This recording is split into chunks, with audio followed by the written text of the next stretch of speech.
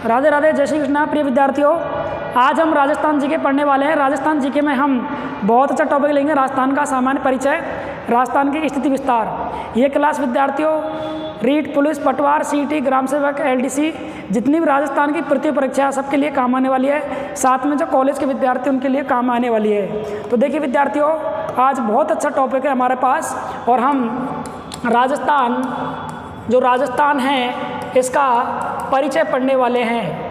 राजस्थान का परिचय पढ़ेंगे और राजस्थान के परिचय में बहुत ही अच्छी बातें पढ़ने वाले हैं। सबसे पहले हम आज इसमें पढ़ेंगे एक तो नामांकन है, यानी कि राजस्थान का नामांकन के बारे में पढ़ेंगे। सीधे प्रश्न आते हैं एग्जाम विद्यार्थियों। इसके बाद हम पढ़ने वाले हैं नामांकन के बाद राजस्थान की स्थिति पढ़ेंगे और एक हम इसका विस्तार पढ़ने वाले हैं। इसके बाद इसके हम अक्षांश और राजस्थान की देशांतर रेखाएं जो एग्जाम में सीधी डायरेक्ट पूछी जाती है, इनके बारे में अध्ययन करेंगे। इसके बाद आपके क्षेत्रफल और राजस्थान के आंकड़ों के बारे में वर्णन करने वाले हैं। बहुत ही अच्छी क्लास है, अपने साथी मित्र विद्यार्थियों को आप शेयर करते रहें। हो चुका आगाज युग का, युग बदलने की तैयारी करो। जी हाँ, हो चुका आगाज युग का, युग बदलने की तैयारी करो। जीत उसी की होगी जिसका संघर्ष है जारी। तो विद्यार्थियों, संघर्ष साथ में रखना है और तो आपको तैयारी करनी है। तो देखिए, सबसे पहले पढ़ते हैं राजस्थान का नामांकन है। तो विद्यार्थियों, राजस्थान का जो नामांकन है, यानी कि राजस्थान का नाम सबसे पहले किसने रखा और क्या क्या इसके नाम रखे गए हैं ऐतिहासिक दृष्टि से। तो नंबर 1 देखिए, एक महर्षि वाल्मीकि हुए थे। कौन हुए थे? सब जानते हैं, महर्षि वाल्मीकि हुए थे। और इन्होंने सबसे पहले राजस्थान को मरुकांत्र कहा। जी हाँ, मरुकांत्र प्रदेश कहा, क्योंकि इन्होंने यानी कि रामायण की रचना की थी और राजस्थान के अंदर पुष्कर झील किनारे बैठ के, तो यहाँ पर इन्होंने राजस्थान को मरुकांत्र का प्रदेश कहा है, क्योंकि राजस्थान का रेतीला प्रदेश सर्वाधिक है, थार का रेगिस्तान, इसलिए इन्होंने मरुकांत्र प्रदेश कहा है। प्रिय विद्यार्थियों, आगे बढ़ते हैं। इसके बाद यानी कि समय बदलता है और एक इंग्लैंड के एक व्यक्ति आते हैं जिनका नाम है यानी कि जॉर्ज थॉमस। कौन आते हैं? George Thomas. और जॉर्ज थॉमस ने सबसे पहले राजस्थान को क्या कहा? रजवाड़ा। क्या कहा? राजस्थान को रजवाड़ा, राजस्थान को राजस्थान और राजस्थान को राजपूताना। देखिए, राजस्थान को राजपूताना, रजवाड़ा, राजस्थान कहने वाले व्यक्ति हैं और वो इंग्लैंड के यानी इतिहासकार व्यक्ति थे और उनका नाम था जॉर्ज थॉमस। तो मेरे प्रिय विद्यार्थियों, इन्होंने 1800 ईस्वी में राजस्थान को सबसे पहले नाम उल्लेख दिया था। ये प्रश्न आपके राजस्थान की प्रतियोगी परीक्षा में पूछे हुए हैं। प्रिय विद्यार्थियों, आप नोट करते रहें, लिखते रहें, नोट्स बना लें, आप सीखते रहें, समझते रहें, देखें, सुने, समझें। इसके बाद देखिए, हम कुछ आगे बढ़ते हैं। तो एक व्यक्ति होते हैं कर्नल जेम्स टॉड। कौन होते हैं? Colonel James Tod. तो विद्यार्थियों, ये कर्नल जेम्स टॉड है, इसे घोड़े वाले बाबा कहते हैं, इसे घोड़े वाले बाबा कहते हैं और इसे राजस्थान के इतिहास पिता कहते हैं। The history father of Rajasthan colonel James Tod कहते हैं। इन्होंने सबसे पहले 1829 में एक पुस्तक लिखी थी और उस पुस्तक का नाम क्या है विद्यार्थियों? इसकी पुस्तक का नाम है, कर्नल की पुस्तक, the annals antiquities of Rajasthan में इन्होंने 1829 में राजस्थान को सबसे पहले राजस्थान का नाम दिया। ये वेरी मोस्ट बात है। राजस्थान को राजस्थान का नाम देने वाले कौन थे विद्यार्थियों? कर्नल जेम्स टॉड थे। इन्होंने कब दिया है नाम राजस्थान का? 1829 में। क्या बोलते हैं इनको?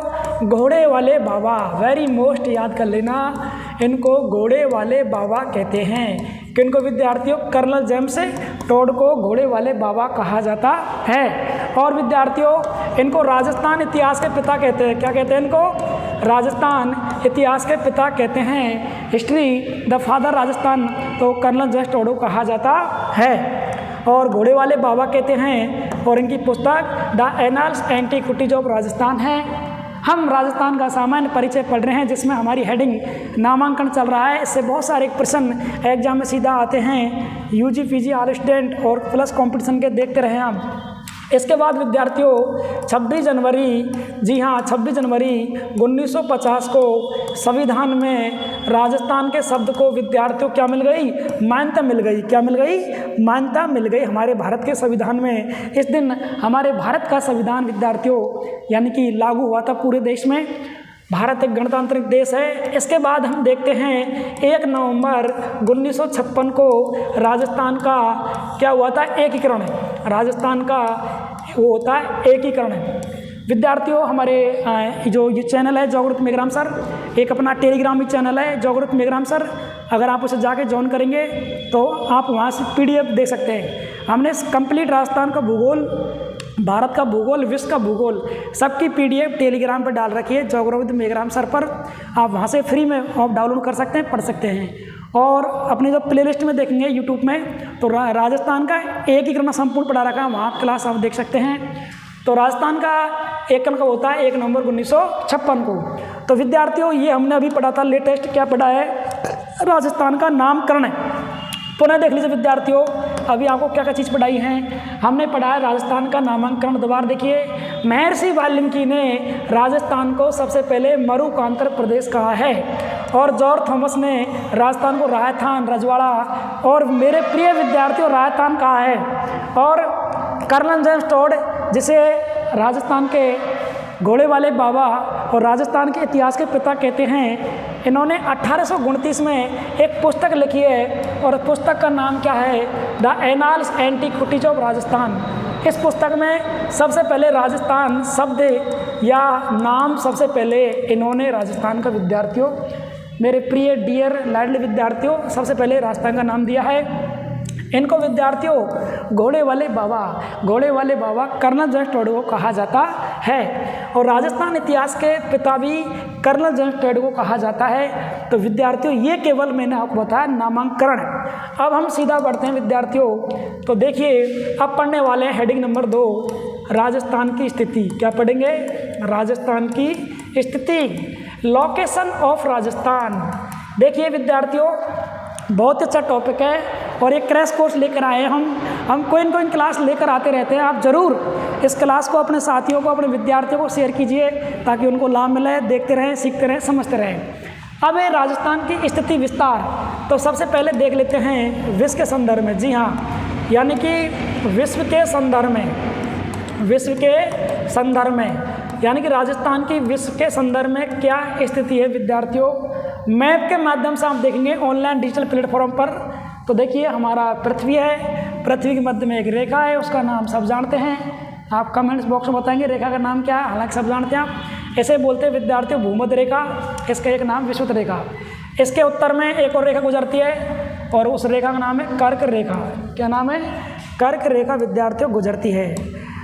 रोचक की बात यह है, ऐसे भूमध्य रेखा के नीचे वाले भाग को बोलते हैं दक्षिणी गोलार्ध। क्या बोलते हैं विद्यार्थियों, इसे दक्षिणी गोलार्ध कहते हैं। इस वाले भाग को विद्यार्थियों उत्तरी गोलार्ध कहते हैं। तो राजस्थान में विश्व में 2 प्रकार के गोलार्ध हैं, उत्तरी गोलार्ध, दक्षिणी गोलार्ध। अब राजस्थान उत्तरी गोलार्ध पूर्वी देशांतर में यानी कि राजस्थान कर्क रेखा के उत्तर भाग में अधिकांशतः बसा हुआ है। तो हम जब इसके नक्शा को देखते हैं, डायग्राम को देखते हैं, इस मैप को देखते हैं मेरे प्रिय विद्यार्थियों, तो हम क्या निष्कर्ष पहुँचे, राजस्थान उत्तरी पूर्वी यानी कि देशांतर में बसा हुआ है। तो राजस्थान कहाँ विश्व में, पहली बात तो विद्यार्थियों राजस्थान उत्तरी गोलार्ध में है, राजस्थान उत्तरी पूर्वी देशांतर में है, राजस्थान उत्तरी पूर्वी देशांतर बसा हुआ है और उत्तरी गोलार्ध में राजस्थान बसा हुआ है। तीसरा एड्रेस राजस्थान कर्क रेखा के अधिकांश से उत्तर बसा हुआ है। कर्क रेखा राजस्थान के दक्षिण में डूंगरपुर बांसवाड़ा जिले के मध्य से गुजरती है, मात्र 26 किलोमीटर। तो विद्यार्थियों आगे बढ़ते हैं हम इसी प्रकार। अब पढ़ते हैं यानी कि एशिया के संदर्भ में, किसके संदर्भ में, एशिया के संदर्भ में, यानी कि राजस्थान की एशिया में क्या स्थिति है। देखिए विद्यार्थियों आप सब जानते हैं एशिया महाद्वीप विश्व का सबसे बड़ा महाद्वीप है, सर्वाधिक आबादी रखता है अकेला एशिया महाद्वीप। और एशिया महाद्वीप के अंदर जो यानी कि जनसंख्या है वो विश्व की कितनी है, लगभग कितनी आपके यानी कि 60% है। सपोज कीजिए आपका ये एशिया महाद्वीप है आप समझने का प्रयास कीजिए विद्यार्थियों। एशिया महाद्वीप का ये उत्तरी भाग बोलेंगे, इसे हम दक्षिणी भाग कहेंगे एशिया महाद्वीप का। और यानी कि इसके बाद ये आपका पश्चिम भाग है एशिया का, और ये आपके पूर्वी भाग है। अब देखिए बड़े रोचक की बात यह है, जो कर्क रेखा है एशिया के दक्षिण भाग में गुजरती है। कहाँ गुजरती है? दक्षिण भाग में। और वही आपके 23.5 डिग्री से विद्यार्थियों रेखा गुजरती है। और रेखा का नाम क्या है इसका? कर्क रेखा। क्या नाम है इसका? कर्क रेखा है। अब क्या समझें आप? भारत एशिया के दक्षिण में भारत देश है ये नीचे आपके श्रीलंका है, यहाँ आपके हिंद महासागर है, आपके मलेशिया, आपके इंडोनेशिया, सिंगापुर, हांगकांग, आपके म्यांमार, दुनिया सारे देश है एशिया महाद्वीप के छोटे मोटे द्वीपीय समूह देश हैं, लक्षद्वीप भी है। अब ये जो भारत है ये एशिया के दक्षिण में बसा हुआ है। भारत एशिया के दक्षिण और पश्चिम में बसा हुआ है, दक्षिण पश्चिम में बसा हुआ है। और राजस्थान भी भारत में है, और राजस्थान की आकृति पतंगकार है, और इसे देने वाले विद्यार्थियों TH हैंडले हैं। तो राजस्थान एशिया के कहाँ बसा हुआ है? तो हम लिख सकते हैं राजस्थान एशिया के दक्षिण पश्चिम भाग में। कहाँ पर विद्यार्थियों? दक्षिण पश्चिम भाग में बसा हुआ है। तो सभी आप नोट करेंगे, आप समझेंगे, सीखेंगे, देखेंगे। तो राजस्थान एशिया के दक्षिण और पश्चिम भाग में बसा हुआ है। इधर पश्चिम में आपके ईरान, इराक, सऊदी अरब, कुवैत आपके देश हैं। उत्तर में आपके मंगोलिया, गोवी, आपके रूस, कजाकिस्तान, तुर्कमेनिस्तान, अफगानिस्तान देश विद्यार्थियों। और पूर्व में आपके उत्तरी कोरिया, दक्षिण कोरिया और चीन, और आपके जापान, हांगकांग ये देश हैं। और दक्षिण में तो आपके लक्षद्वीप, श्रीलंका, मलेशिया, इंडोनेशिया आपके दुनिया भर के सारे एशिया के देश हैं। क्षेत्रफल में एशिया का पहला स्थान है, विश्व का 30% है, जनसंख्या में 60% है, और यहाँ 48 कंट्री देश हैं। तो ये हमारे राजस्थान की एशिया महाद्वीप क्या होगी विद्यार्थियों? स्थिति हो गई। अब विद्यार्थियों हम सीधा बढ़ते हैं। टॉपिक बहुत अच्छा है, आप सभी विद्यार्थियों को शेयर कर ताकि मज़ा आ जाए, गदगद हो जाए कि विद्यार्थी देखें, सुने, इसको समझें। काम आने वाली वीडियो है और ये फ्री ऑफ कॉस्ट है आपके लिए। कोई न कोई क्लास लाते रहते हैं विद्यार्थियों, आप देखते रहें। हाँ, इसके बाद हम बढ़ते हैं तो विद्यार्थियों भारत के संदर्भ में, ठीक है ना? भारत के संदर्भ में, यानी कि भारत के संदर्भ में हम एशिया महाद्वीप की स्थिति पढ़ने वाले हैं कि एशिया महाद्वीप में पढ़ लिया, विश्व में पढ़ लिया, भारत में राजस्थान की क्या स्थिति है। तो विद्यार्थियों आप सब जानते हैं, आप समझते हैं, और आपको नक्शे में आपने देखा हुआ है। तो देखो कुछ इस प्रकार हम जब भारत के यानी कि मैप को देखते हैं, तो भारत के जब मैप को देखते हैं हम, तो हमारे भारत की कुछ स्थिति ऐसे होती है। उसमें ये हमारा दक्षिणी हिस्सा हो गया, ये पूर्वी हिस्सा हो गया, ये विद्यार्थियों पश्चिमी हिस्सा हो गया, और ये विद्यार्थियों आपका उत्तर हिस्सा हो गया। अब देखिए हमारा राजस्थान कहाँ पर है? मलूक राजस्थान है, बहुत ही सुंदर है, रंगीलो राजस्थान आप लो। और राजस्थान अपना ये बसता है भारत के उत्तर पश्चिम में।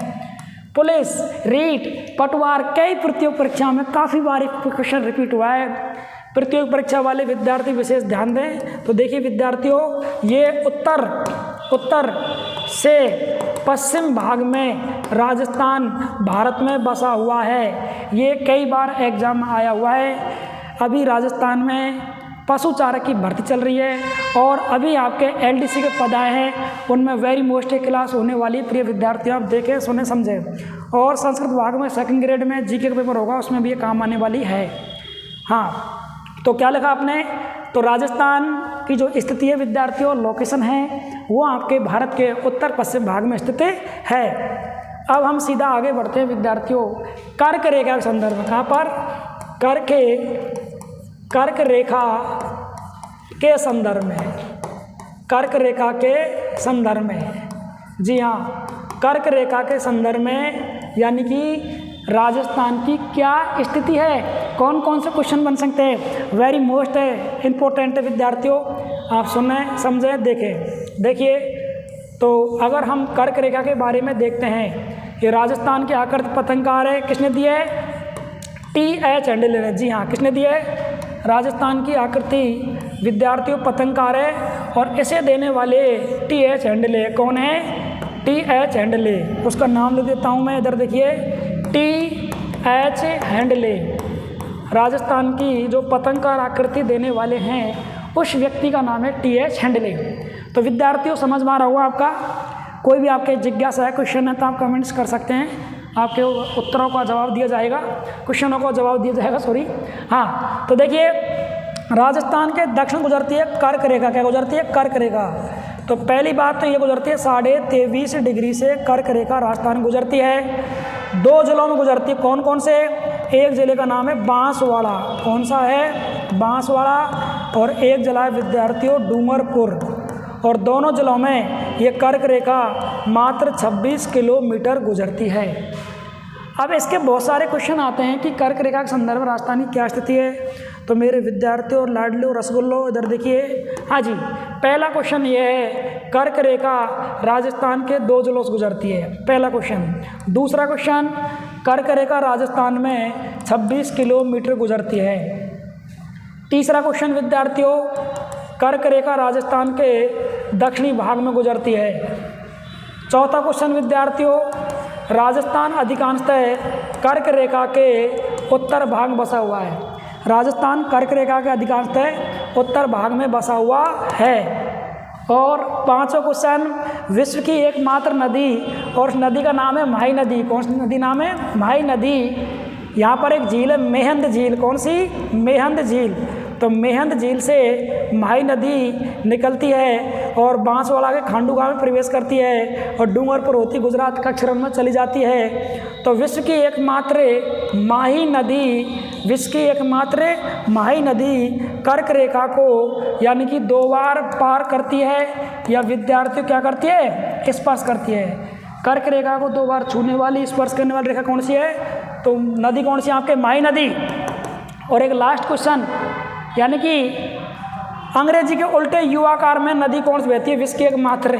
तो वो भी आपके माही नदी है। तो विद्यार्थी कितने शानदार जानदार तरीके से आपको डायग्राम के माध्यम से आपको ये कर्क रेखा की स्थिति, कर्क रेखा है इसकी स्थिति हमारे राजस्थान के संदर्भ में आपको विद्यार्थियों बताने का प्रयास किया गया है। मैं आशा करता हूँ आपके समझ में आई हुई क्लास बहुत अच्छी। आप बार बार पुश करके जूम करके देख लें। अगर आपका डेटा है उसमें क्वालिटी हाई करें और आप इस क्लास को बार बार देखें ताकि आपको याद हो। इसके बाद देखते हैं विद्यार्थियों, मेरे डियर लाडले विद्यार्थियों, हाँ जी, इसके बाद देखते हैं राजस्थान की लंबाई चौड़ाई, यानी कि राजस्थान की एक पढ़ते हैं हम लंबाई और एक पढ़ते हैं प्लस चौड़ाई। ये प्रश्न कई बार एग्जाम में विद्यार्थियों आया हुआ है। वही राजस्थान का नक्शा है, पतंगाकार आकृति है और राजस्थान की लंबाई चौड़ाई आप सब जानते हैं। राजस्थान की लंबाई चौड़ाई, राजस्थान लंबाई में कम है, चौड़ाई में ज़्यादा है। ये आपका नॉर्थ हो गया, ये आपका साउथ हो गया, ये विद्यार्थियों ईस्ट हो गया और ये आपके वेस्ट हो गया। तो राजस्थान की विद्यार्थियों उत्तर दक्षिण लंबाई वो आपके है 826 किलोमीटर और राजस्थान की पूर्व से पश्चिम की लंबाई है वो आपके है 869 किलोमीटर। प्रिय विद्यार्थियों, पटवारी की भर्ती हुई थी, उसमें प्रश्न आया था राजस्थान की लंबाई चौड़ाई का अंतर क्या है। तो देखिए कितना प्रश्न थोड़ा लॉजिक घुमा के पूछा था। तो पहले विद्यार्थी को चौड़ाई याद होनी चाहिए 869, लंबाई 826। जब घटाएंगे इसको तो परिणाम आएगा 43 km किलोमीटर। विद्यार्थियों बहुत ही रोचक टॉपिक था, आपको समझाने का प्रयास कर रहे हैं। आप देखते रहें, सुनते रहें, समझते रहें। जितने सारे विद्यार्थी उनको शेयर जरूर करें आप व्हाट्सएप से, टेलीग्राम ग्रुप से, फेसबुक पेज से, तो जिससे हमारे जितने मेरे डियर विद्यार्थी हैं उनको लाभ मिले, इस क्लास का सीखने को मिले। देखो विद्यार्थियों, मैं तो ये आशा करता हूँ ईश्वर परमात्मा से, इस दुनिया में गॉड से, कि आपको भगवान अच्छा रखे, स्वस्थ रखे, मस्त रखे और आप उन्नति को और आगे बढ़ते रहें। तो मेरी तो यही दुआएं रहती हैं। और मेरे विद्यार्थी हमारी संपत्ति है, पूज्य धन है और विद्यार्थी हमारे लिए सब कुछ है। तो विद्यार्थियों, ये राजस्थान की लंबाई और क्या हो गई, चौड़ाई का आंकड़ा हो गया। आशा करता हूँ बहुत अच्छे समझ में आएगा आपके। इसके बाद विद्यार्थियों देखते हैं राजस्थान की आकृति। जी हाँ, अगला टॉपिक है राजस्थान की आकृति। अब जब हम आकृति की बात करते हैं मेरे विद्यार्थियों, तो राजस्थान की जो आकृति होने वाली है, 2 आकृति है। एक आकृति है पतंगाकार। कौन सी है? पहली आकृति होने वाली है आपके पतंगाकार। कैसी? पतंगाकार। विद्यार्थियों, पतंगाकार आकृति ये दिए TH हैंडले ने। किसने दिए? TH हैंडले ने। और एक जो हमारे नेचुरल आकृति राजस्थान की विषम कोणीय चतुर्भुजाकार। कौन सी है? विषम कोणीय चतुर्भुजाकार है। जो राजस्थान का हम जो अधिकतर मैप देखते हैं, यानी कि जो आकृति ये कौन सी है, विषम कोणीय चतुर्भुजाकार। तो राजस्थान की दूसरी आकृति कौन सी है, विषम कोणीय चतुर्भुजाकार राजस्थान की विद्यार्थियों आकृति है। इसके बाद हम आगे बढ़ते हैं। आशा करता हूँ क्लास बहुत अच्छे समझ में आ रही होगी आपके, अच्छा टॉपिक है विद्यार्थियों।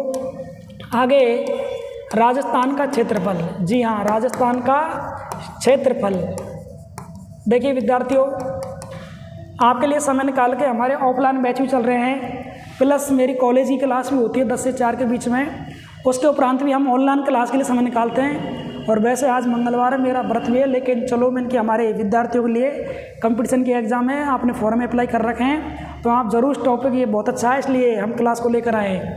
तो राजस्थान का क्षेत्रफल आप सब जानते हैं, क्षेत्रफल की दृष्टि से भारत का सबसे बड़ा राज्य राजस्थान है। जी हाँ, कौन सा है, राजस्थान। तो प्रिय विद्यार्थियों, राजस्थान क्षेत्र 3,42,239 वर्ग किलोमीटर राजस्थान का विद्यार्थियों क्षेत्रफल है। और अगर वर्ग मील में देखते हैं 1,32,139 वर्ग किलोमीटर ये राजस्थान का लगभग वर्ग मील में क्षेत्रफल है। और राजस्थान क्षेत्रफल भारत का कितना है, 10.41, कितना है, 10.41% क्षेत्रफल है। देखिए क्षेत्रफल में भारत का सबसे बड़ा राज्य कौन सा, राजस्थान है। क्षेत्रफल में भारत का सबसे बड़ा राज्य कौन सा है, राजस्थान है। राजस्थान के विद्यार्थियों को इस बात का गर्व होना चाहिए, जिसका क्षेत्रफल 3,42,239.74 वर्ग किलोमीटर है, जो भारत का कितना 10.41% क्षेत्रफल है। कितना है विद्यार्थियों, भारत का क्षेत्रफल का कितना है, 10.41% भाग पर है। और राजस्थान का पहला स्थान है। सन 2000 में भारत में 3 राज्य बने थे, कौन कौन से, एक बना था छत्तीसगढ़, एक बना था झारखंड और एक बना था उत्तराखंड। जब विद्यार्थियों ये 3 राज्य बने थे तो ये मध्य प्रदेश को काट के बनाया गया था आपका छत्तीसगढ़। तो सन 2000 में मध्य प्रदेश तो राज्य छोटा हो गया और राजस्थान राज्य क्या हो गया, बड़ा हो गया। तो सन 2000 से आज 24 साल हो गए, राजस्थान क्षेत्रफल भारत का नंबर 1 राज्य है क्षेत्रफल दृष्टि से। इसके बाद मध्य प्रदेश है, उत्तर प्रदेश है, महाराष्ट्र वगैरह जिले हैं राज्य आपके। तो राजस्थान क्षेत्रफल में पहला स्थान है। प्रिय विद्यार्थियों, आशा करता हूँ आपके क्लास समझ में आ रही होगी, और कोई अगर आपके क्वेश्चन है तो आप कमेंट बॉक्स करते रहें। अब देखिए विद्यार्थियों, राजस्थान का अक्षांश विस्तार क्या पढ़ेंगे, राजस्थान का अक्षांशीय विस्तार। तो राजस्थान का विद्यार्थियों अक्षांश विस्तार क्या है, आप सब जानते हैं। राजस्थान का अक्षांश विस्तार कितना है, देखिए 23 डिग्री 3 मिनट से, कितना 23 डिग्री 3 मिनट से। और विद्यार्थियों 30 डिग्री 12 मिनट, 30 डिग्री 12 मिनट जो उत्तरी अक्षांश है, कौन सा है, उत्तरी अक्षांश है, उत्तरी अक्षांश है, वो राजस्थान का कौन सा है, इसे बोलते हैं राजस्थान का अक्षांशीय विस्तार। तो अक्षांशीय जो विस्तार है, यानी कि इसका अंतर देखते हैं, 30 degree 12 minute minus 23 degree 3 minute बराबर ये विद्यार्थियों 7 डिग्री और 9 मिनट क्या आएगा, अंतर आएगा। देखिए 23 डिग्री में जिला आता है बांसवाड़ा, कौन सा आता है, बांसवाड़ा। और 30 डिग्री और 12 मिनट में विद्यार्थियों आपके जिला आता है श्री गंगानगर जिला, कौन सा आता है, श्री गंगानगर जिला। तो ये राजस्थान का विद्यार्थियों अक्षांश विस्तार है। क्लास बहुत शानदार है, इसमें यहाँ देखते रहें, आप बस समझते रहें, समय लग सकता है, आप क्लास को बार बार देखें, आप अपने अगर डाटा की क्वालिटी हाई कर लें ताकि क्लास आपको अच्छी दिखे, सुंदर दिखे। इसके बाद विद्यार्थियों राजस्थान का देशांतर विस्तार, जी हाँ